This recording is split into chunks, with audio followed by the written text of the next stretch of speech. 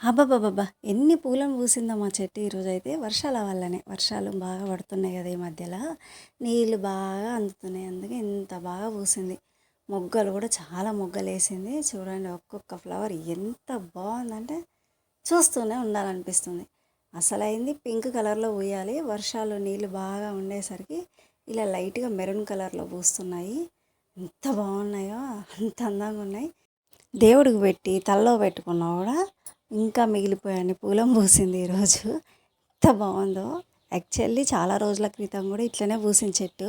ఈ మధ్యకాలంలో వర్షాలు లేక సరిగ్గా నీళ్ళు లేక పూయడమే తగ్గిపోయింది. చూడండి మొగ్గలు కూడా ఎన్ని వేసిందో, మస్తు మొగ్గలు కూడా పడ్డాయి. ఇట్లనే చెట్టు దగ్గరనే దీన్ని చూస్తూనే ఇక్కడనే కూర్చోవాలనిపిస్తుంది. అంత బాగున్నాయి ఫ్లవర్స్. ఎంతసేపు చూసినా కూడా చూస్తూనే ఉండాలనిపిస్తున్నాయి. కొన్నేమో చీమలు పట్టేసి సరిగా ఉయ్యట్లేవు. ఎందుకంటే తీయగుంటాయి కదా పూలు. పూలలోని మకరందాన్ని తుమ్మెదలే కాదు, చీమలు, కోతులు ఇవి కూడా తింటున్నాయి ఈ మధ్యలో. చూడండి ఎన్ని పువ్వులు. చీమలు తినడం వల్ల, కోతులు తినడం వల్ల కొన్ని పూలు కూడా సరిగా ఉయ్యట్లేవు. కొంచెం మచ్చ కూడా వస్తుంది ఆకుల మీద. అది ఎందుకు అసలు తెలియట్లేదు.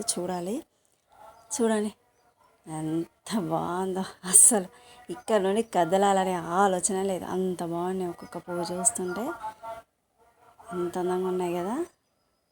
ఎంత అందం